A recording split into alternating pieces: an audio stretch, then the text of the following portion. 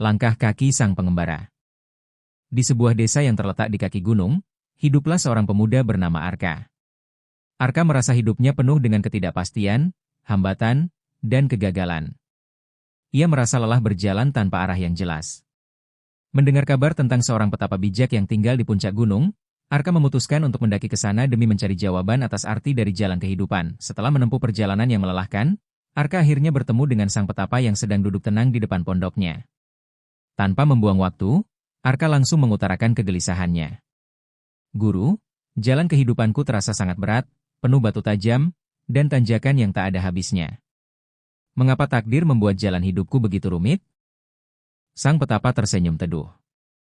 Ia tidak langsung menjawab, melainkan mengambil sebuah mangkuk kayu kosong dan mengajak Arka berjalan ke sebuah jalur setapak di dekat pondoknya.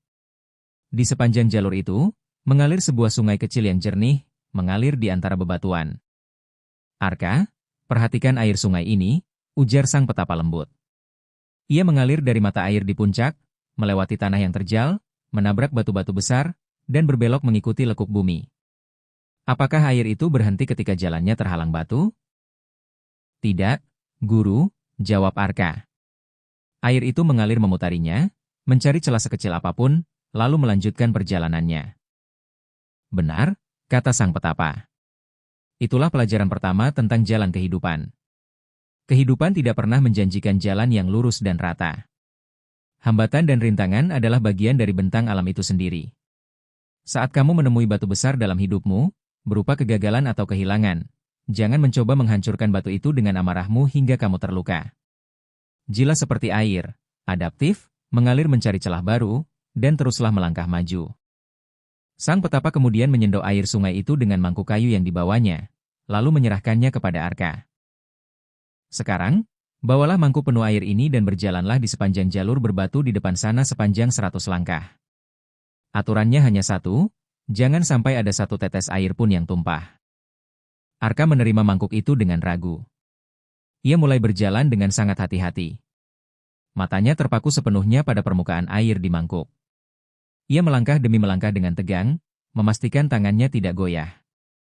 Setelah berhasil mencapai 100 langkah tanpa menumpahkan setetes air pun, Arka kembali kepada sang petapa dengan perasaan lega dan bangga. "Saya berhasil, Guru." "Airnya tidak tumpah sedikit pun," seru Arka. "Bagus sekali," ucap sang petapa. "Namun, izinkan aku bertanya. Selama berjalan tadi, apakah kamu melihat bunga-bunga liar yang mekar di tepi jalan? Apakah kamu mendengar kicauan burung di ranting pohon?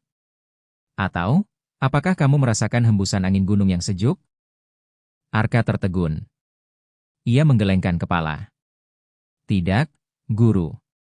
Saya terlalu fokus menjaga air di mangkuk ini agar tidak tumpah, sehingga saya tidak sempat melihat sekeliling."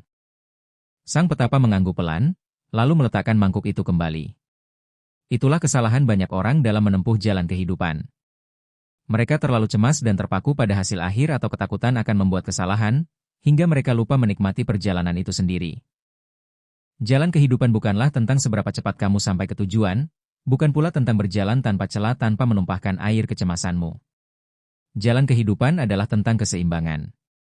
Kamu harus menjaga tanggung jawabmu, tetapi jangan biarkan kekhawatiran membutakan matamu dari keindahan-keindahan kecil yang ada di sepanjang jalan. Arka terdiam, meresapi setiap kata-kata sang petapa. Beban berat yang selama ini menghimpit dadanya perlahan-lahan mulai terangkat. Ia menyadari bahwa setiap tanjakan memberikan kekuatan pada ototnya,